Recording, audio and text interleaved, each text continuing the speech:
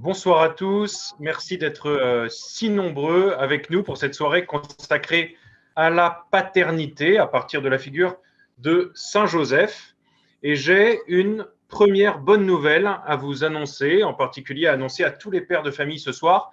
L'équipe de France de football n'affronte pas le Portugal puisque c'est demain qu'aura lieu le troisième match de la poule F de la Coupe européenne de football. Chez Magnificat, en effet, on fait toujours bien attention au calendrier. C'est un peu dans notre ADN. Et l'autre bonne nouvelle, c'est que du coup, puisque la France ne joue pas ce soir, nos 4 intervenants, tous pères de famille, sont bien présents pour cette rencontre en ligne autour de Fabrice Adjadj et de son dernier livre, Être père avec Saint Joseph. Donc vous pouvez admirer la couverture juste derrière moi. Pour cela, donc, nous sommes avec Fabrice Adjadj, bien sûr. Merci beaucoup d'être avec nous. Nous sommes également avec 3 piliers de la rédaction de Famille chrétienne, journal qui nous fait l'honneur d'être notre partenaire dans ce projet, avec notamment un dossier consacré à la paternité, autour en particulier de Fabrice Adjadj et de son dernier livre, dans le numéro en cours de Famille chrétienne. Les familles chrétiennes, en effet, savent bien l'importance des pères et se mettent cette année tout particulièrement sous le patronage de Saint Joseph, en ce millésime 2021, qui lui est spécialement confié dans l'Église à la suite de l'exhortation apostolique Patris Cordé, publiée par le pape François le 8 décembre dernier. Alors, Fabrice Adjadj, Antoine-Marie Izoard, Samuel Pruvot, Benjamin Coste, bonsoir. Je vais m'adresser tout d'abord aux 3 derniers que je viens citer, c'est-à-dire les 3 piliers de famille chrétienne. Vous avez 12 enfants à vous 3, ce qui fait autant que les fils de Jacob, et même ce qui fait plus que la progéniture pourtant extrêmement nombreuse de Fabrice Adjadj. Alors, Antoine-Marie Izoard, vous êtes directeur de la rédaction de Famille chrétienne.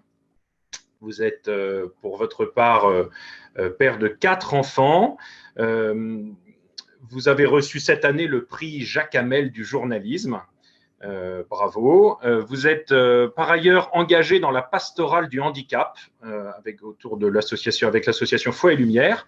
Et vous avez travaillé, avant de prendre les rênes de Famille chrétienne il y a quelques années, vous avez travaillé près de 20 ans au Vatican, où vous couvriez l'actualité du Saint-Siège, dont vous connaissez évidemment toutes les arcanes, mais ce n'est pas le sujet ce soir, vous reviendrez. Samuel Pruvot, bonsoir à vous. Vous êtes rédacteur en chef Actu à Famille chrétienne, où vous êtes depuis 15 ans déjà.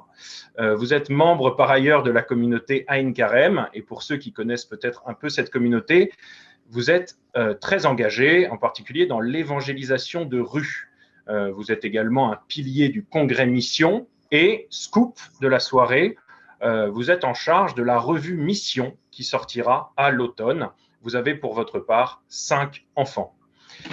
Benjamin Coste, vous êtes journaliste reporter à Famille chrétienne, en charge en particulier de la page Tous en mission. Vous avez pour votre part 3 enfants. Et alors, vous êtes peut-être le plus jeune des 3 ce soir, mais vous êtes en réalité en même temps le doyen, puisque vous êtes le doyen en ancienneté au journal Famille chrétienne, où vous êtes depuis plus de 20 ans. Voilà, depuis le jubilé de l'an 2000.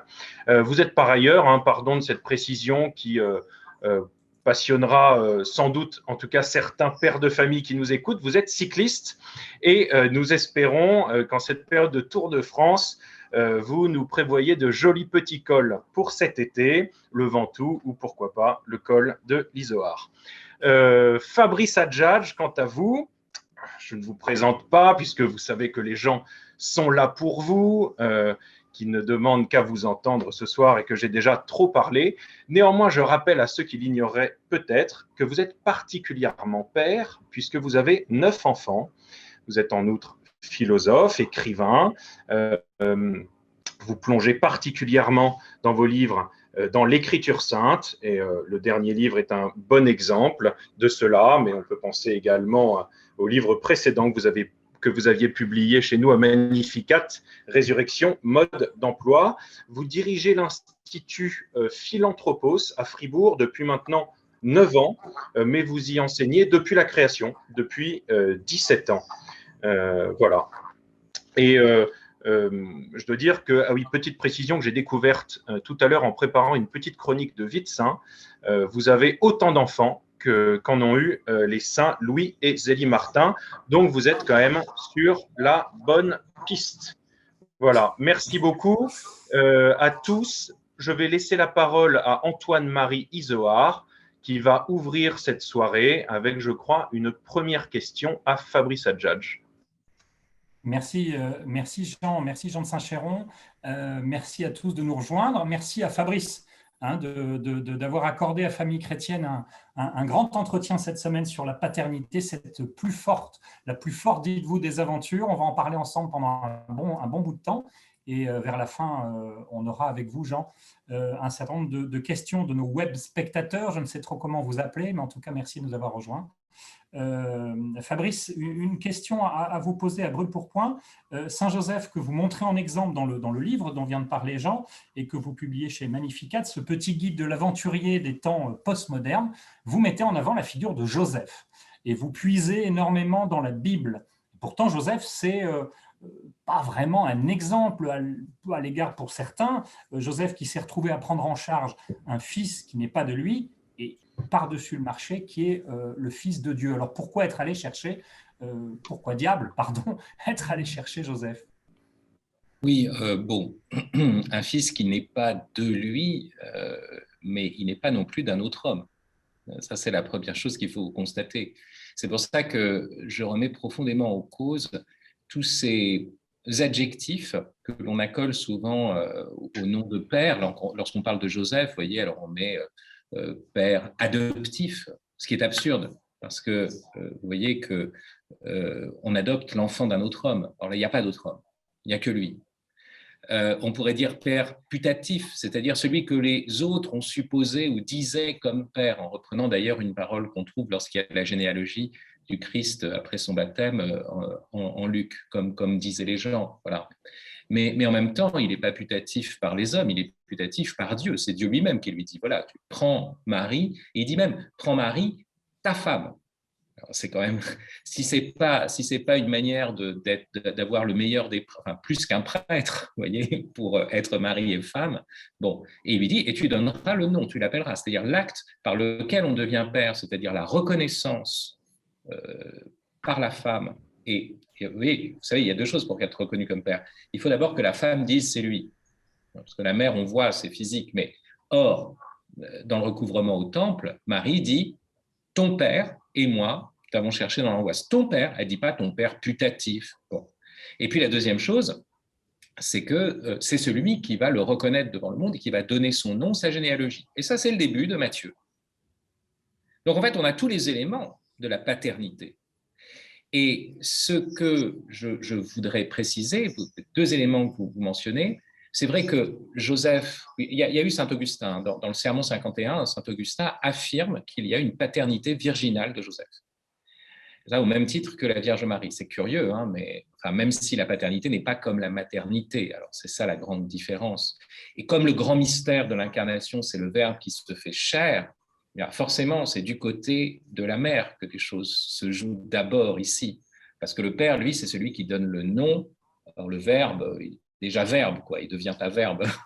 Donc c'est pour ça que ça vient que dans un second temps. Mais d'une part, moi, je suis père par les forces de la nature. Et Joseph est père par l'auteur des forces de la nature. Donc, il est encore plus en source. C'est ça ce qu'il faut dire.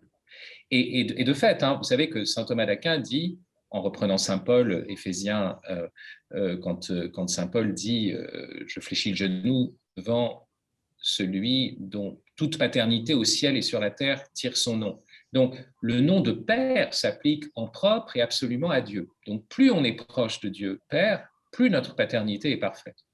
Or, nous le sommes par la médiation des forces de la nature, et Joseph l'est directement sur l'ordre du Père éternel.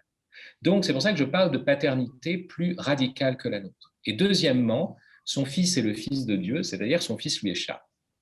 Or, la différence, si vous voulez, entre un père et un fabricant, c'est que ce qui sort de lui et de son épouse, lui échappe complètement. Donc là, il est encore plus radicalement père, il est encore plus excédé que nous. Voilà. Ça, le fait que nos enfants nous échappent, je pense qu'on va avoir l'occasion d'en reparler effectivement, Fabrice. Vous réfutez effectivement ces adjectifs qu'on accole à la paternité de Joseph. Et puis, alors je ne dirais pas vous réfutez la chasteté de Joseph, c'est pas ça, mais vous dites l'image un peu d'Épinal, même l'image pieuse finalement, de ce chaste époux de la Vierge Marie, qui est une belle expression malgré tout. Vous dites, finalement, et vous faites dire d'ailleurs, je crois, à un évêque de Fribourg, un auxiliaire, et Joseph, pardon, a été amoureux de Marie. Non, oui, je dis même pas ça. Je dis Marie est tombée amoureuse de Joseph. Marie est, voilà. C'est le plus important. C'est-à-dire que, vous voyez, bien sûr que Joseph est amoureux de Marie, bon, mais ça, à la limite, on l'admet facilement. Mais est-ce que Marie était une femme amoureuse? Et un des grands problèmes, c'est que, bien sûr, il faut tenir la conception virginale. Il faut tenir ce mystère absolu que Jésus est le Fils de Dieu. Et je récuse absolument pas la notion de chasteté. J'ai même un chapitre sur la chasteté de Joseph, qui est un terme très important. Vous savez que le mot chasteté s'applique même à des époux. Hein. Donc, vous voyez, c'est la parfaite intégration de la sexualité dans la vie morale et spirituelle. C'est ça la chasteté, par définition, dans le catéchisme. Donc, bien sûr qu'il est chaste. Mais il y a plusieurs choses. La grande erreur, ce serait que le couple de l'incarnation devienne un couple désincarné. C'est complètement fou. Donc, il faut tenir cette conception virginale, cette virginité des époux, mais en même temps tenir le caractère réellement charnel. Voilà, et c'est ça qui est difficile, qui est une sorte de cercle carré, apparemment, à mains égards. Et puis, de l'autre côté, il serait complètement fou de penser que ce Fils de Dieu ne soit pas le fruit de l'amour d'un homme et une femme. Or, et surtout en cette période, si vous voulez, de déconstruction de ce qu'on peut appeler la famille naturelle. Parce qu'à ce moment-là, on va dire, bon, ben voilà, Jésus a deux pères, Marie est une mère porteuse. Et donc, on a beaucoup entendu ça pendant les... On l'a entendu, et ça a même été repris par le vieux Michel Serres, hein, qui est loin d'être bête, disant que voilà, ce qui se passe dans l'Évangile est précisément tellement surnaturel que c'est contre nature. Bon. Mais non, la grâce ne détruit pas la nature. Grande affirmation de saint Thomas d'Aquin. Et la grâce ne détruit pas la nature. Donc, il faut penser cette chose-là et penser que ce que Dieu a voulu, c'est pas une sorte de femme toute seule en vis-à-vis avec Dieu. C'est une vierge fiancée à un homme, engagée dans l'amour et le désir d'un homme. Et c'est ça qui est à penser. C'est-à-dire Joseph, non pas comme l'homme de la jouissance, ça c'est certain. Moi, je suis un homme de jouissance. Voilà. Bon. Mais Joseph est aussi, s'applique à Joseph cette parole qui est mentionnée à la fin de l'Apocalypse, où c'est l'esprit et l'épouse qui parlent. Alors bien sûr, c'est l'Église, mais ça s'applique aussi particulièrement à la Vierge Marie, qui disent « viens ». C'est beau, une femme qui dit à un homme « viens ». Et quel est l'homme qui est désigné? Celui qui a soif, et même il y a cette expression magnifique, l'homme de désir. Voilà. Jésus est l'homme de désir.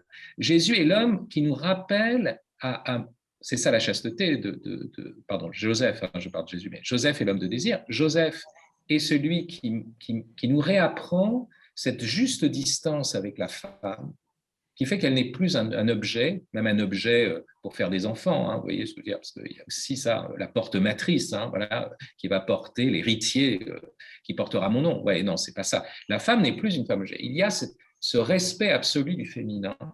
Et ce désir chez Joseph qui est tellement, je dirais, affiné voilà, qu'un mouvement de la chevelure de la Vierge Marie, regardez ce qui est dit dans le Cantique des Cantiques, hein, voilà, le bouleverse.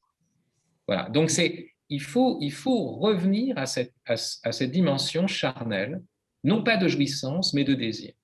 Vous avez dans le livre, dans ces passages-là, si je ne me trompe pas, cette formule que j'aime énormément, là où il y a des anges, il n'y a pas forcément de l'angélisme. Ben oui, parce que ça, c'est biblique. Les anges sont toujours là quand un homme rencontre une femme.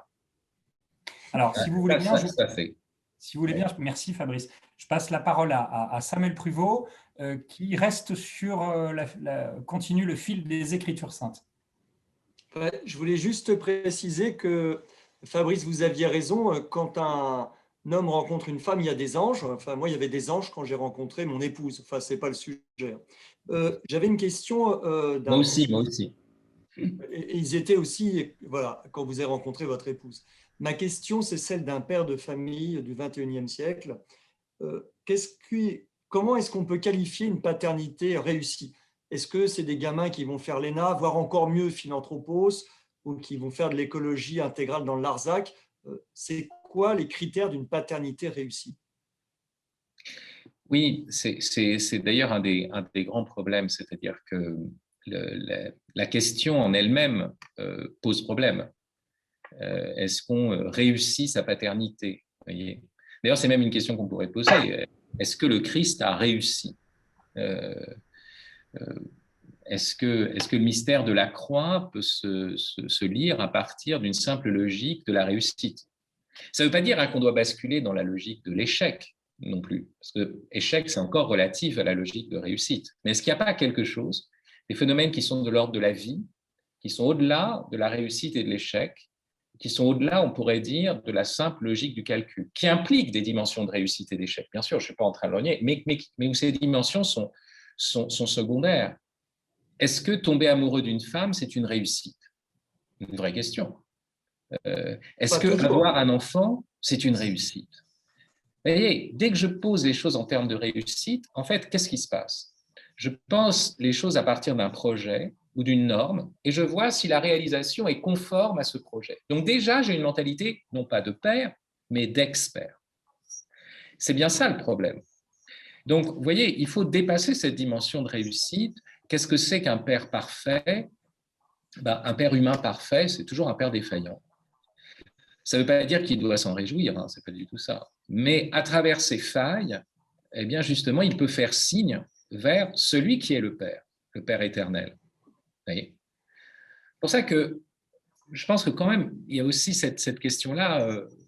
On se plaint du Père absent aujourd'hui, mais j'aimerais qu'on me présente des périodes antérieures où le Père était absolument présent. Vraiment, quand le père a-t-il été présent? Et est-ce qu'il faudrait un papa poule qui enveloppe l'enfant et qui le prend dans son sein comme une mère bis? Donc, qu'est-ce que c'est qu'un père aussi? On voit bien, hein, je parle souvent de cette iconographie de Saint Joseph où il ne regarde pas Jésus, mais il regarde la planche rabotée, quoi. Et en fait, c'est Saint Jean qui nous donne beaucoup d'indications. Quand Jésus dit « Mon Père me montre tout ce qu'il fait ». Ouais, le père montre à l'enfant un fer qui déjà le tourne vers le monde, qui déjà lui donnera de quoi faire dans le monde. Ça, c'est la première chose.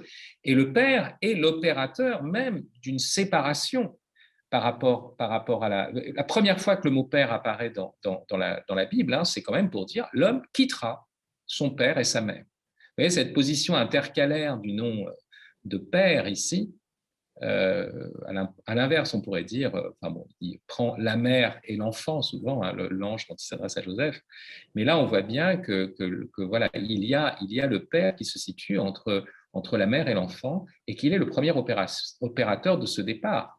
Donc le père est aussi, c'est normal qu'un père ne soit pas toujours à la maison. C'est normal que l'enfant ne soit pas simplement au centre de la famille, parce que comment aurait-il envie de grandir?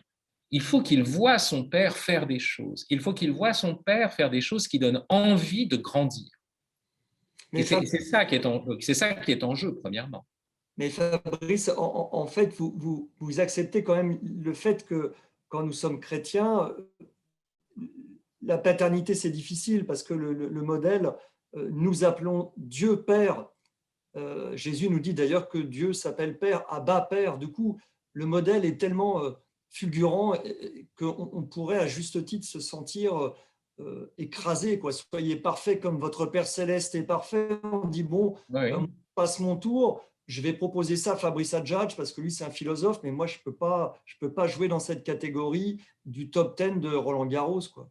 Oui, enfin, le philosophe est peut-être le moins disposé à entrer peut-être dans la paternité, hein. Si vous regardez justement le top 10 des philosophes, il y en a peu qui ont fait des enfants. Donc moi, je suis pas forcément le mieux placé. Mais enfin bon, Descartes a eu un enfant naturel, heureusement, mais après, si vous regardez Kant, Nietzsche, voilà, c'est très impressionnant d'ailleurs, hein. la stérilité, si j'ose dire, la concurrence presque entre philosophie et paternité, qui a d'ailleurs été théorisée par Épicure, en disant, pour un philosophe, s'il veut trouver être sage, s'occuper des autres et avoir la paix intérieure, voilà, bah, il ne faut pas qu'il ait d'enfants. Bon. Donc, c'est pas, faut faire attention à ça. Justement, enfin, j'entends dans votre question, Samuel, quand même, j'aurais à rapporter à ce qui est aussi ce que vous êtes, c'est-à-dire un des membres importants du congrès Mission, et vous vous occupez de cette revue Mission. Donc, en fait, ce qui est intéressant, c'est le lien entre filiation et mission. Et c'est vrai qu'on peut avoir une vision du Père où on est tourné vers le Père et que le chrétien, c'est la figure du fils à papa qui vit tout le temps dans les jupes de son Père, à tel point que l'esprit d'enfance se met à supplanter l'esprit filial. Vous voyez la différence? Infant, c'est celui qui, littéralement, qui ne parle pas, qui a besoin tout le temps de son papa, mais qui, d'une certaine façon, reste irresponsable. Or, le fils n'est pas toujours un enfant. Le fils est appelé à une responsabilité, à une pleine maturité. Et dire qu'on doit être parfait comme le Père Céleste est parfait, ça veut dire qu'on doit être père à notre tour, d'une certaine façon, ou encore se tourner vers le Père. Il ne faut pas oublier que le Père, c'est celui qui livre le Fils. Donc, si c'est celui qui livre le Fils, c'est celui qui nous envoie un grand coup de pied au derrière pour la mission. Donc, vous voyez, quand Jésus dit en Saint Jean, la gloire de mon Père, c'est que vous portiez du fruit, qu'est-ce que c'est que la gloire du Père? Ce n'est pas d'être hypnotisé par papa. Je veux dire, c'est vraiment d'avoir notre Père qui nous pousse en avant. Parce que c'est ça la joie du Père, c'est d'avoir un fils qui est debout et qui accomplit sa mission et qui entre dans sa propre fécondité. Fabrice, bonsoir. À ce moment de l'entretien, j'avais envie de risquer une question peut-être un peu plus personnelle. Quelle relation vous-même avez-vous eue avec votre propre père? Et puis peut-être, qu'est-ce que votre propre père vous a appris de la paternité avant de vous plonger dans l'exemple de Saint Joseph, avant votre expérience de la philosophie? D'abord, j'ai toujours une relation avec mon père. Voilà. Vous connaissez la phrase un père juif est une mère normale. Donc, moi, j'ai une mère juive et un père juif. Et d'ailleurs, ce livre lui est dédié, enfin, à mes fils, qui deviendront père, et à mon père d'abord. Et dans la dédicace, je parle de cette fidélité en lui tournant le dos ou dans la distance. Voilà. Donc, ça reprend ce que je viens de dire aussi, hein, c'est-à-dire le fils va en avant hein, et le père le laisse aussi aller. Donc, il est certain que j'ai une relation très forte avec mon père. Hein, une relation qui a été douloureuse parce que ma conversion a été quand même une blessure pour lui. Et un des grands paradoxes de cette conversion, c'est que le moment où j'ai été certain d'être chrétien, c'est un moment où j'ai prié à Saint-Séverin pour sa guérison à lui. Mais c'est le moment où j'ai prié pour la guérison de mon père que s'est ouvert cette blessure, je dirais, cette déchirure peut-être dans l'alliance, en tout cas. Voilà, donc ça, c'est la première chose. Et la deuxième chose, c'est qu'est-ce que j'ai reçu j'en parle hein, dans ce livre. Certains, même un de mes amis prêtres, Jean Arfeux, qui est prêtre à Toulouse, que je salue, pour ceux qui le connaissent, Jean Arfeux me disait ce livre est aussi une autobiographie spirituelle. Bon, je parle aussi de mon expérience. Et voilà, donc je parle de mon père qui fait la sieste et comment je le vois en train de dormir. Et j'ai reçu de lui vraiment un rapport au rituel. Mon père faisait toujours Pâques, alors même qu'il était athée, alors même qu'il était de gauche, il a été d'extrême gauche, puis après il est parti, il est devenu socialiste, ce qui est presque la droite.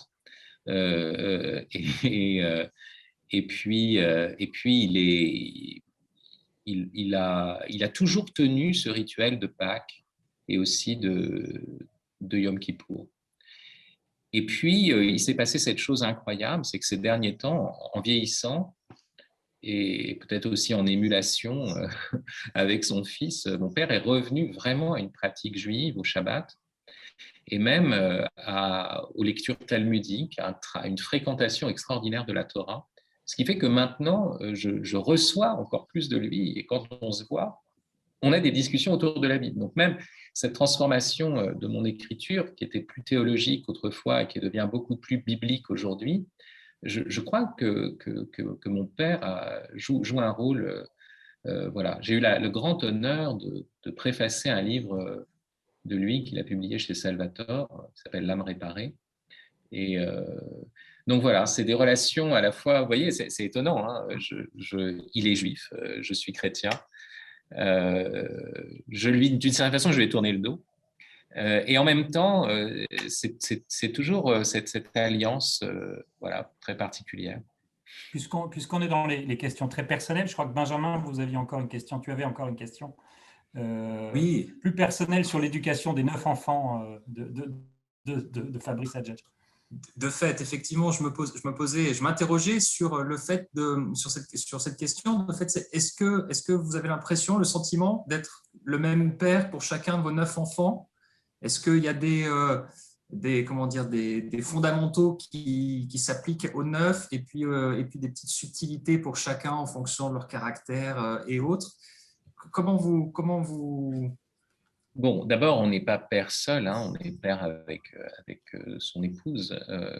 Je tiens à le rappeler. Le mystère biblique, c'est de dire que vous savez, on ne peut appeler quelqu'un un fils rebelle que parce qu'il n'écoute pas leur voix. Donc, ça veut dire que déjà, l'homme et la femme doivent être d'une certaine façon d'accord et que le fils transgresse quand même une communauté. Si les parents sont très divisés, voilà. Qu'est-ce que c'est qu'un père qui serait sans femme? Vous voyez, à part le Père éternel, qui a lui-même aussi la maternité, mais dans notre cas, voilà, on est avec une femme, et ça, c'est très important. Et en même temps, la Bible nous parle de la Torah de la mère, hein, la loi, la voix, et puis la correction du père, le moussa du père. Donc, c'est autre chose, vous voyez, ils ont des voix distinctes. Qu'est-ce que fait le père? Alors, il est certain que le père est du côté davantage de l'autorité parce qu'il est du côté d'emblée, il n'a pas porté l'enfant, il n'est pas dans ce rapport fusionnel. Son corps n'a pas été transformé par la paternité, alors que le corps de la femme a été transformé. Donc il y a eu quelque chose, cette relation vraiment physique, c'est un fait, je veux dire. Bon, ça ne veut pas dire que la femme n'a pas aussi des rôles d'autorité. Ça, ce que je veux dire, c'est que si on part de ce fait-là, il y a quand même une distinction. Et que le père accède directement sous un mode, je dirais, moral, par la reconnaissance, par la parole finalement, à sa paternité. Et c'est pour ça qu'il est du côté de la parole. C'est pour ça qu'il est du côté de la parole qu'on traduit souvent, d'ailleurs par commandement. Quand on dit les 10 commandements, on dit les 10 paroles. Mais une parole, c'est une parole qui encourage, qui exhorte, qui libère et qui montre le chemin. Donc voilà, ça c'est normal. Le père soit de ce côté-là. Alors maintenant, donc ça c'est un fondamental. Mais le plus fondamental, c'est vraiment l'attention qu'il a à l'enfant comme un autre. S'il n'y a pas ce rapport fusionnel, peut-être il incline plus à l'objectivité, donc il voit aussi cette altérité de l'enfant. Et c'est pour ça qu'en fait, sa paternité se diversifie. Père, c'est un nom de relation, c'est de relation à l'enfant. Donc il y a un père connaît des relations de paternité avec chacun de ses enfants. Et ce qui marche avec l'un ne marche pas avec l'autre. D'ailleurs, l'autre fera exprès que ça ne marche pas avec lui pour bien montrer qu'il n'est pas comme l'un, vous voyez, si j'ose dire. Parce que les enfants, ils sont un centre du monde, hein, donc voilà, ils veulent bien montrer qu'ils sont différents. Moi, je vois à 9, hein, je n'ai pas un enfant qui ressemble à l'autre. Ils ont des tempéraments très différents. Je n'ai pas d'enfant ici parce que je suis à Philanthropos, mais j'ai un de mes anciens étudiants, Jean, qui a fait le babysitter chez nous ces derniers temps, et lui-même a reconnu, n'est-ce pas Jean, cette diversité des caractères de nos enfants. Donc ils occupent comme des niches écologiques, vous voyez, ce que laisse l'autre, ouais, et ça devient une sorte d'écosystème. Mais nous, pères, on doit vraiment être sensible à cette différence. Ne pas chercher à simplement encourager l'enfant, mais ne pas le valoriser, c'est-à-dire le ramener à un système de valeurs et à une échelle de valeurs que nous avons projetée sur eux et auxquelles nous voudrions l'associer. Et puis, comprendre que c'est très différent selon les âges de la vie. Parce que la paternité se différencie non seulement selon les individus, mais selon les âges de nos enfants. Je veux dire, ma fille Esther, qui a 18 ans, je ne la fais pas sauter sur mes genoux, ou je ne fais pas le cheval avec elle dans la rue. Vous voyez, si vous voulez, voilà. Mais donc, c'est très différent. Et à chaque fois, c'est nouveau. Et à chaque fois, ça passe, je dirais, par des épreuves, vous voyez, par des épreuves de transformation de la relation. Ça, c'est très important de voir que ces moments d'épreuve, ce qu'on appelle la crise de l'adolescence, qui est aussi une crise de notre paternité, en fait, mais c'est aussi le moment de croissance de notre paternité pour passer à un autre registre. Merci beaucoup Fabrice. Vous avez évoqué à l'instant dans votre réponse à Benjamin, enfin, vous avez eu cette expression que je trouve intéressante, qu'on retrouve dans votre ouvrage. Père est un nom de relation, effectivement, c'est presque une définition, en tout cas, on comprend bien ce que vous voulez dire. Et vous dites plus avant dans le livre, et vous l'avez dit au tout début de votre réponse en parlant de votre épouse, on n'est pas père sans l'épouse, de fait. Et vous avez cette phrase dans le livre, pour bien regarder son enfant, j'essaie de la faire de mémoire, mais je l'ai quand même sous le nez, le père doit d'abord prendre le temps de regarder son épouse. Donc, il n'y a pas de père sans épouse. Ah, bien sûr, c'est notre différence avec la paternité divine. Hein. Je veux dire, nous engendrons avec une femme et c'est à l'intérieur de cette pluralité que l'enfant trouve sa place. Sinon on risque d'être… paternité intégrale. C'est la paternité intégrale. Oui, enfin, la paternité intégrale, elle est avec, justement, en étant incomplète. De la même façon qu'aucun homme, aucun individu n'épuise l'humanité. Il faut qu'il y ait un homme et une femme. Et souvent, on parle de la question, bien sûr, de l'identité sexuelle.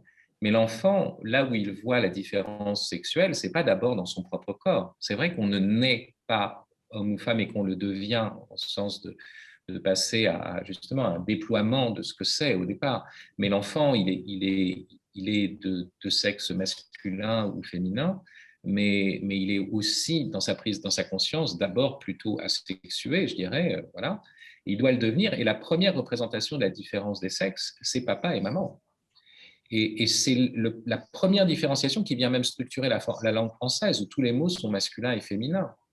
Et donc, c'est une première division qui lui permet, première distinction radicale, qui lui permet d'entrer dans la distinction.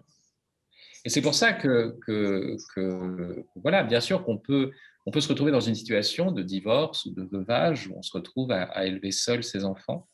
Mais il faut toujours que la mémoire de l'autre et de l'autre sexe soit là.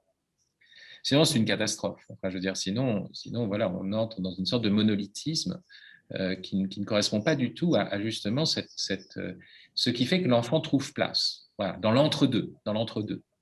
Bon, j'imagine que ce que vous venez de dire là, ça provoquera des questions sur les débats de sociétés actuelles. Samuel, une question en passant par notre père Abraham, je crois. Justement, à propos de catastrophe, Fabrice Adjadj, et de monolithisme, il y a une partie de la population française, alors c'est une petite minorité, mais qui fait beaucoup de bruit, qui s'insurge chaque matin, chaque après-midi, chaque soir contre le patriarcat et ne semble pas sensible en fait à tous les arguments que vous avez évoqués, toutes ces images, ces idées fructueuses. Alors certes, ils n'ont pas encore lu votre excellent essai, La grâce de la paternité, mais c'est quand même un peu dingue de vivre une époque où on croit que le patriarcat est la matrice de l'oppression, en fait. Hein. Ce n'est pas les patrons qui oppressent les travailleurs, mais qui oppressent l'humanité.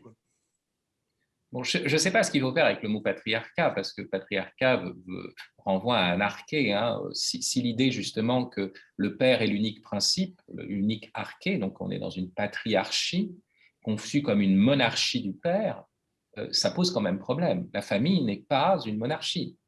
D'ailleurs, Aristote le précisait, hein, que c'était plutôt ça ressemblait plutôt à une aristocratie où il y a un homme et une femme qui sont égaux mais différents, et c'est là qui permet d'ailleurs, c'est le modèle de ce qu'il appelle la justice distributive, la bonne répartition, parce qu'on a le sens de la distinction. C'est pas une monarchie.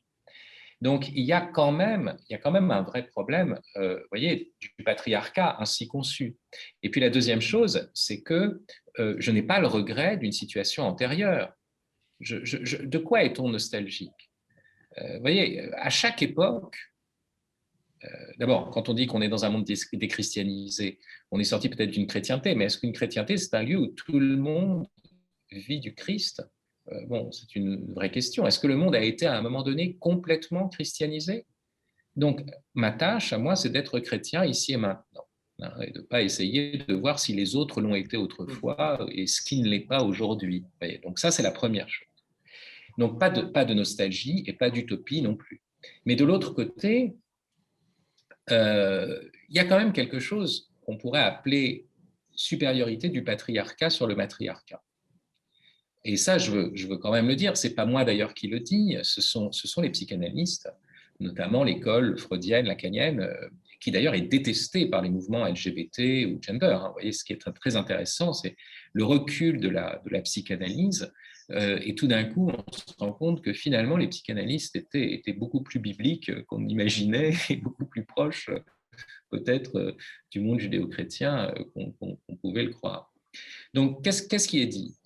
Ça part d'un fait qui est on peut nier les faits, parce qu'à partir du moment où vous êtes du côté de la biotechnologie, c'est sûr, vous pouvez faire un bébé, non pas tout seul, mais avec une entreprise biotechnologique. Alors à ce moment-là, rien n'est pareil, mais ça, vous acceptez d'entrer dans le transhumanisme. Moi, je parle de l'humanité. On peut faire le choix de sortir de l'humanité, simplement, il faut bien savoir qu'on fait ce choix-là. Voilà. Et qu'on fait un choix qui nous fait entrer quand même dans les chaînes de la technocratie. C'est-à-dire qu'on délègue à un dispositif technocratique ce qui relevait de notre liberté et de notre puissance naturelle.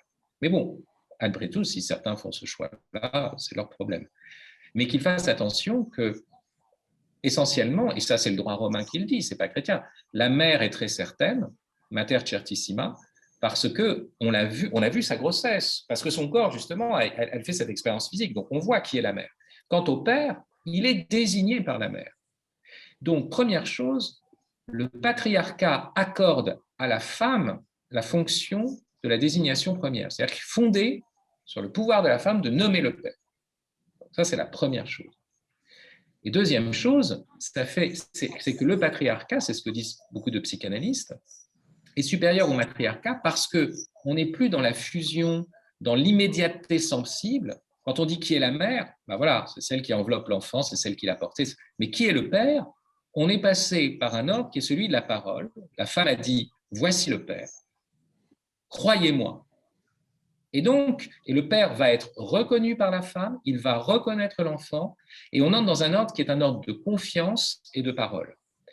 Et donc, les psychanalystes disent en gros, même si la femme aussi est dans la dimension de la parole, etc., mais l'homme n'a que ça. L'homme n'a que ça. Et même si vous allez faire un test génétique, vous voyez, pour dire, on peut aussi savoir qui est le père par le test génétique. D'abord, vous faites confiance à une entreprise génétique, allez savoir. C'est la première chose. Et la deuxième chose, c'est que malgré tout, vous êtes dans une lecture, donc encore dans un rapport de parole. Parce qu'il n'y a pas eu de transformation de votre corps. À nouveau, le père devient père sans que son corps se soit transformé. Donc, vous comprenez qu'on est dans un ordre qui est celui de l'acte de foi et de l'acte de la parole donnée. Et c'est ça qui fait, on pourrait dire, c'est ça ce que les psychanalystes appellent la supériorité du patriarcat sur un monde purement matriarcal, où, si vous voulez, la dimension de la parole est complètement rabattue sur l'évidence sensible. Voilà. Et il y a un écart. Le père introduit un écart. Le père introduit une séparation. Et le père introduit donc aussi du drame. Je veux dire, j'en ai parlé la première fois. La première fois qu'un enfant appelle son fils père dans la Bible, c'est dans la bouche d'Isaac, au pied du mont Moria. Enfin, alors qu'ils sont en train de faire l'ascension vers le mont Moria, vous voyez, pour le sacrifice. Donc, voilà, le père introduit ça.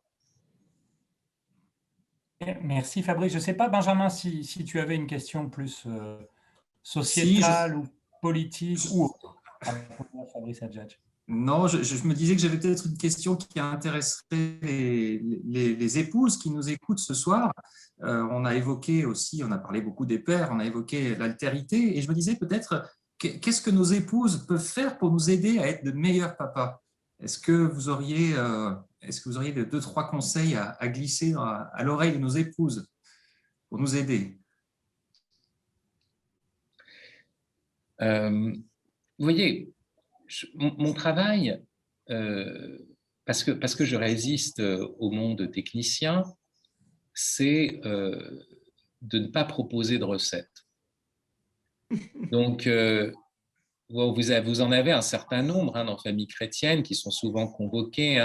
Excusez-moi, Antoine-Marie, mais alors vous avez tous les Gary Chapman, les James Gray et compagnie, vous voyez, qui sont les spécialistes de la théorisation de la diplomatie conjugale. Comment est-ce qu'on fait, les langages de l'amour, etc. Moi, c'est pas mon truc. Parce que la dimension, elle est biblique. C'est-à-dire que c'est un homme et une femme. C'est cet homme et cette femme. Et dans la Bible, il n'y a pas de modèle de couple. Il n'y a que des histoires. Que des histoires. Prenez le couple qui est un des couples les plus extraordinaires, et plus ceux dont la prière est reprise souvent dans les mariages, c'est Tobie et Sarah. Imaginez simplement un seul instant que vous trouvez sur une femme, à chaque fois qu'elle a été avec un homme, le type est mort dans la chambre conjugale. Et ça, 7 fois d'affilée. Je pense que déjà, nous, déjà au 3e, on l'aurait embarqué au poste et puis on lui aurait dit, écoutez, madame, il y a un truc que vous n'avez pas... Donc, imaginez, voilà, vous êtes avec cette femme-là, quoi. C'est ça. Bon. Et c'est à cette femme que vous avez porté confiance, quand même. Alors, bien sûr, vous pouvez dire, il y a Raphaël, il y a l'ange Raphaël, il y a des tas d'histoires, vous avez utilisé, je ne sais quoi, du poisson, là, que vous avez fait brûler, vous avez racheté Asmodée. Mais enfin, malgré tout, c'est ça, c'est une histoire qui est toujours dramatique. Et moi, ce qui m'intéresse, c'est que ce qui se passe, c'est surtout que l'homme et la femme se parlent. Voilà. Après, il n'y a pas de recette, parce que c'est pas... Et une recette, c'est que j'aurais déjà parlé avant leur dialogue. Et je vous aurais dit ce qu'ils doivent se dire avant qu'ils se parlent. Et c'est ça ce qui se passe. Les femmes sont dans leur bouquin de psychologie, le mec est dans son bouquin de haute finance, et personne ne se parle. En plus, les hommes reviennent de la maison crevés, ils sont taciturnes. Les femmes voudraient tout d'un coup entrer dans un grand dialogue, ça les emmerde. Donc, oui, non, essayons de nous parler. C'est difficile, je ne dis pas que c'est simple, mais et ces refuges dans que des autres parlent à notre place pour nous dire ce que nous devons faire, non. Il y a la Bible qui nous raconte des histoires de couple, et des histoires qui sont toujours dramatiques, comme je vous le dis, et le but, c'est de traverser ces épreuves ensemble, dans la parole, dans l'arche de la parole. Merci. La Bible plus que Chapman. Je recueille le compliment de tout à l'heure. La dernière figure de couple, pas de couple, mais de père qu'on a publié, c'est Fabrice Adjadj dans Famille chrétienne. Mais ce n'était pas forcément pour vous montrer un exemple, quoique, mais c'était pour recueillir vos commentaires sur la paternité. Merci beaucoup. On continue avec Jean de Saint-Chéron parce qu'on a vu nous passer sur notre écran pendant que nous conversions avec vous. On aurait bien passé un peu plus de temps d'ailleurs à suivre une prochaine fois. On a vu passer plein de questions de nos webinautes. Voilà. Jean, à vous. Le webinariste. Oui, merci beaucoup Antoine-Marie Zohar, merci à tous les trois chez Famille Chrétienne, et merci à Fabrice Adjadj pour cette belle discussion, mais que nous allons poursuivre grâce effectivement aux très nombreuses questions qui nous sont parvenues d'un peu partout dans le monde jusqu'au Burundi. Donc vraiment, c'est une paternité universelle dont il est question ce soir. Alors, je salue les Burundais d'ailleurs. Un de mes meilleurs amis quand j'étais jeune en Haïti, Émile Millard Nyungeko, était burundais et j'ai beaucoup de liens. Voilà. On les salue très chaleureusement avec vous, Fabrice Adjadj. Alors, petite question qui nous est très chère, je dois dire, à Magnificat. Je ne peux pas résister à la poser. Un monsieur qui s'appelle Platzi Mario, un Brésilien, qui nous dit suivre vos travaux, Fabrice Adjadj, depuis 10 ans et qui connaît votre amour pour la prière de l'Église, en particulier la liturgie des heures, et qui demande comment la liturgie des heures peut éclairer le quotidien d'un père au XXIe siècle. Incroyable question, magnifique. Oui, c'est une très bonne question. Alors, moi, je suis au-delà de l'abbaye de Solesmes, je suis donc effectivement très lié à la liturgie des heures, parce que les bénédictins vivent spécialement de cette vie de l'office des heures. Pendant toute la première... Alors, pendant toute la première partie, on pourrait dire, c'est-à-dire jusqu'au troisième, quatrième enfant, peut-être cinquième encore, j'ai toujours dit l'office. Et puis, la situation s'est dégradée petit à petit. Alors, dégradée dans quel sens? Ça veut dire que, oui, je suis toujours un peu en noir, vous voyez, bénédictin, mais, mais l'habit ne fait pas le moine. Et en plus, là, qu'est-ce qui s'est passé? Je dis des prières avec les enfants, on dit souvent les complis ou les vêpres avec les enfants le soir. Et moi, le matin, je fais une prière brève, je suis dans les oraisons jaculatoires, je suis très vite pris, je lis toujours la Bible quand même le matin. Mais c'est vrai que la prière des heures a diminué. Alors, qu'est-ce qui s'est passé? Je pense que cette dégradation est aussi un perfectionnement parce que, au fond, j'essaye d'entrer dans une spiritualité conjugale et une spiritualité de père. C'est-à-dire que je pourrais dire l'office des heures, vous voyez, bon, je pourrais être devant une icône, enfin j'ai ma femme et mes enfants. Je pourrais dire l'office des heures, mais il se trouve que je dois préparer les enfants pour le matin ou je dois changer une couche. Quand vous avez 9 enfants, vous devez faire aussi des tâches que certains croient être exclusivement dévolues à la femme. Enfin non, pas du tout. En plus, moi j'aime beaucoup les bébés. Donc voilà, donc la table à langer, j'en parle dans le livre, est un lieu fondamental pour moi. Et donc oui, quand vous êtes devant la table à langer, vous n'êtes pas devant le tabernacle. La Vierge Marie avait la chance d'avoir un enfant qui était sur sa table à langer et c'était celui qu'il fallait adorer, c'était le tabernacle. Bon. Nous, voilà, il y a une distinction d'état de vie dans l'Église. Il y a ceux qui sont devant le tabernacle et ceux qui sont devant la table à langer. Et il faut accepter que parfois, la prière des heures nous soit retirée parce que nous sommes dans les heures de la vie familiale et de cette prière familiale qui s'incarne en fait dans l'attention que nous avons à nos enfants. Donc c'est pour ça qu'il faut faire très attention à ne pas essayer à tout prix de faire cette prière des heures et même à croire que finalement un laïc est une sorte de moine au rabais. Parce que de toute façon, on le fera moins bien que les moines. Mais vraiment, d'essayer de développer cette spiritualité du laïc. Et ça, c'est une vraie tâche. Je pense qu'on est au tout début, on est au balbutiement de ça. Le premier à l'avoir vraiment fait, c'est saint François de Sales, dans l'introduction à la vie dévote. Mais je pense qu'il a ouvert une voie qui n'a pas été complètement prolongée, que souvent, on considère notre spiritualité comme celle d'un religieux à temps partiel. Voilà. Et ça, c'est un vrai problème, je pense. Donc, il y a quelque chose à développer. Maintenant, je pense qu'il y a quelque chose dans la prière des heures qu'il faut vraiment conserver, qui est le fait qu'on revienne à Dieu. Vous voyez, que notre journée soit d'une certaine façon vertébrée par ça, par un moment, voilà, on se tourne vers Dieu. On se souvient de la source et de la finalité de tout ce que nous faisons. Parce qu'il y a des moments où on ne voit plus rien, on est tellement pris dans la vie domestique, et ça, c'est très important. Sinon le burn-out, le désespoir nous guette. Quoi bon, c'est très vite, notamment à cause de la répétition de ces tâches, etc. Et puis là, tout d'un coup, on se dit, ah oui, mais non, mais en fait je fais ce que Dieu a fait et ce que les parents de Dieu ont fait même. Alors, vous voyez, c'est pas mal. Donc la vie de l'homme de prière vient finalement s'adapter à sa vie dans le monde et à sa vie de famille quand il est toujours devant Dieu. On a beaucoup de questions, précisément, Fabrice Adjadj, qui nous viennent de personnes dont les familles sont en souffrance parce qu'elles sont divisées ou déchirées par des divorces. Il y a 2 questions qui notamment parmi les nombreuses questions concernant ce sujet dramatique qui vous sont posées. La première, dans une famille où les parents sont divorcés et que la garde est alternée, une semaine chez la maman, une semaine chez le papa, ou un week-end chez le papa et une semaine chez la maman, quels sont peut-être, ou quel est le rôle que doit privilégier le père lorsqu'il garde ses enfants en l'absence de la mère?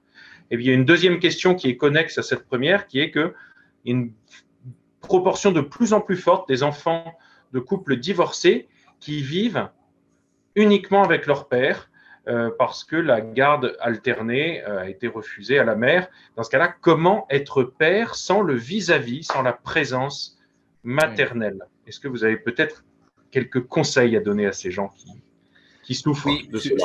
je suis tout à fait conscient de ce que, comment dire, moi je suis avec ma femme, j'ai 9 enfants. Ça n'a absolument rien de programmatique d'avoir 9 enfants, je tiens à le dire, parce que Jean, vous avez eu tendance à nous mettre comme une sorte de, une sorte de concours, celui qui ferait le plus enfants. Je rappelle que dans la Sainte Famille, il n'y en a qu'un seul, et que déjà, c'est extraordinaire d'avoir un enfant. Enfin, moi, je n'ai pas de programme. Comme je vous dis, c'est l'aventure d'un homme et d'une femme qui est en jeu, et je récuse toute forme d'ingérence, en fait, dans cette situation-là. Simplement, est-ce que cette aventure est vécue vraiment comme l'aventure d'une vie? Est-ce que voilà, c'est des problèmes d'écoute face à cette aventure qui sont en jeu, mais pas du tout le fait que je voudrais la normer d'une manière ou d'une autre, voilà, de l'extérieur, c'est pas ça. C'est l'aventure originelle, d'ailleurs, qui est antérieure à toute norme, puisque voilà, mâle et femelle, il les créa à son image. Donc, c'est antérieur à toute normativité, et c'est cette aventure de l'homme et de la femme.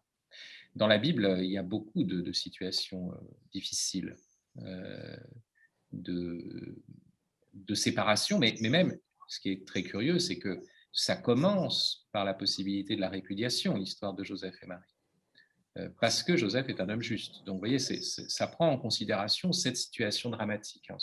Le couple de Joseph et Marie est traversé, en fait, par cette question de leur relation et d'une certaine séparation, d'un mystère. Voilà.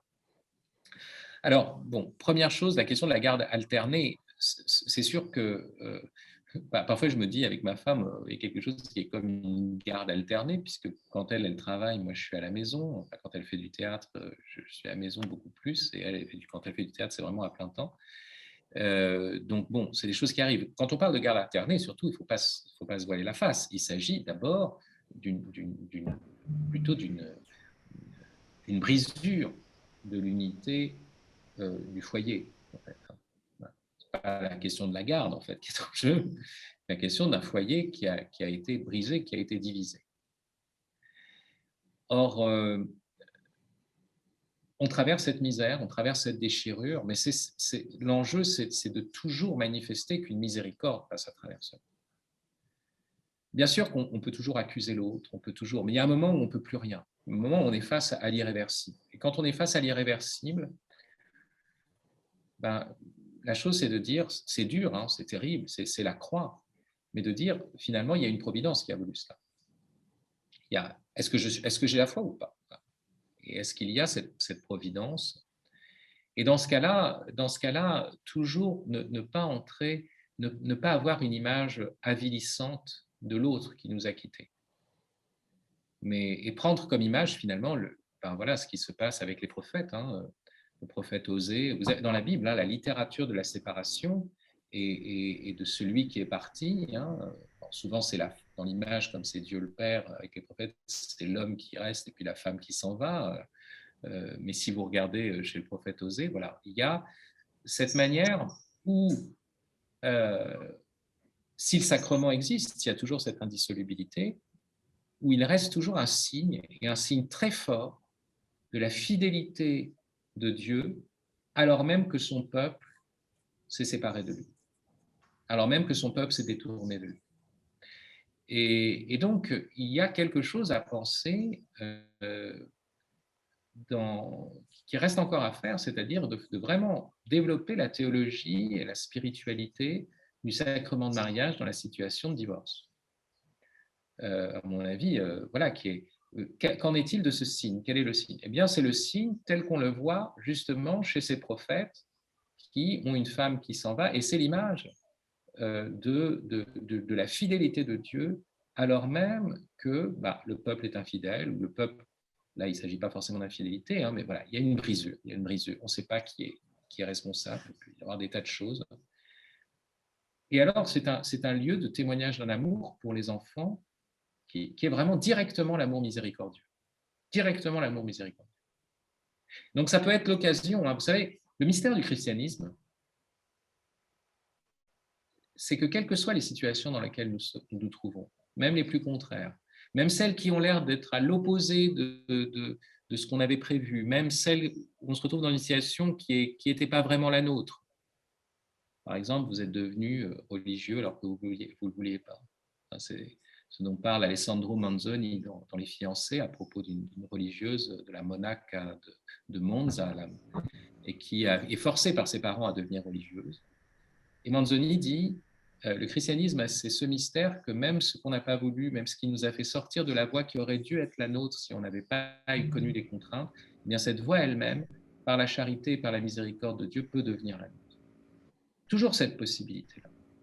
Hein, la résurrection passe par la mort, le mystère de la résurrection, c'est le nôtre. Et donc, il y a toujours cet acte de foi en la providence. Et alors, après, il faut avoir vraiment des soutiens. C'est-à-dire qu'il faut qu'il y ait des personnes qui arrêtent de nous renvoyer toujours l'image de la famille qui va bien, où on ne s'engueule jamais, où il n'y a pas… Et tous ces modèles, en fait, qui finissent par être écrasants et formatants et ultimement décourageants pour ces situations toujours singulières de cet homme et cette femme. Merci beaucoup, Fabrice Adjadj, pour ces mots à la fois très réalistes et très réconfortants, encourageants. Il ne nous reste plus beaucoup de temps, hélas, on ne pourra pas honorer toutes les questions ce soir, mais il y en a une dernière tout de même que je voudrais vous poser parce que je la trouve très belle. Elle est toute simple. Quelle place pour le grand-père? Et c'est vrai que le grand-père, avant peut-être d'être le grand-père de petits-enfants, il est aussi le père d'un père. Qu'est-ce que ça veut dire, ça, Fabrice Adjadj? Eh bien, je ne sais pas si j'ai créé un art d'être grand-père bientôt, mais je dois vous avouer que, bon, d'abord, j'ai une telle passion pour les petits que j'ai hâte d'être grand-père. De telle sorte que souvent, quand mes filles reviennent, elles me disent « Papa, j'ai quelque chose à te dire ». Bon, bah, l'aînée a 18 ans, hein, donc oui, elles sont jeunes hein, quand même. Et je leur dis « Ah bon, qu'est-ce que tu as? Tu es enceinte ?» et alors, je fais avec une sorte de petit sourire. Mais parce que de fait, j'ai vraiment un grand désir d'être grand-père. Donc voilà. Je crois qu'il y a quelque chose, justement, vous savez, l'humanité, ce n'est pas simplement l'homme et la femme. C'est 3 générations. La table du Shabbat, il faut qu'il y ait les parents, il faut qu'il y ait les grands-parents, il faut qu'il y ait les petits-enfants. On se retrouve là. Et le Seigneur lui-même le dit quand il y a les signes, vous savez, il dit pourquoi est-ce qu'il y a ces signes en Égypte et il dit parce que tu le raconteras à tes fils et aux fils de tes fils. Donc vous voyez, la vocation même, on pourrait dire, du juif, et donc a fortiori du chrétien, si j'ose dire, c'est de raconter aux fils de ses fils. C'est précisément de devenir grand-père.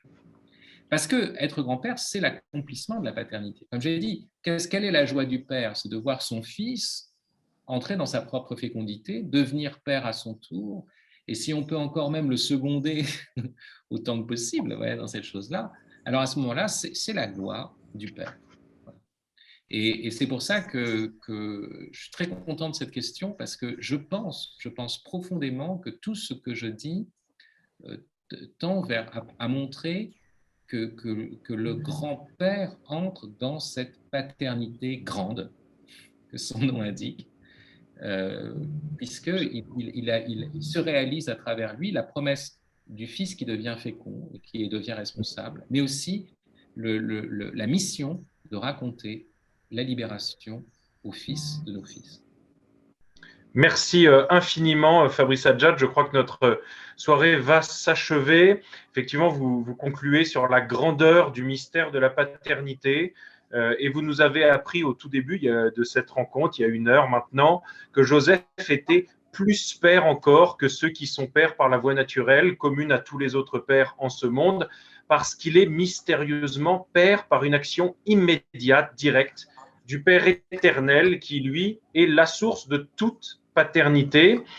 Puis nous avons ensuite abordé bien des questions passionnantes grâce à vous, Antoine-Marie Izoard, Samuel Pruvot et Benjamin Coste, que je remercie très très chaleureusement. Nous vous remercions beaucoup à Magnificat ici d'avoir été notre partenaire, vous journalistes à Famille Chrétienne, pour cette très belle soirée.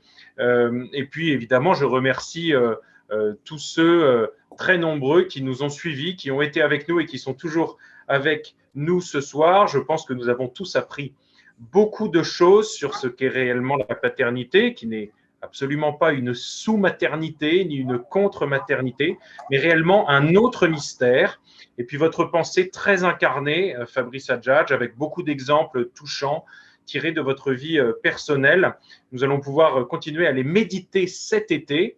Et pourquoi pas, je vous le demande, avec votre livre, pour ceux qui ne l'auraient pas lu, Être père avec Saint Joseph, voilà, qui est disponible dans toutes les bonnes librairies, bien entendu, mais également sur le site de Magnificat. Voilà, donc on vous remercie encore chaleureusement. Merci à Famille Chrétienne, en particulier pour le beau dossier de cette semaine autour de votre figure, de votre livre, de Saint Joseph et de tous les pères en ce bas monde. Merci à tous.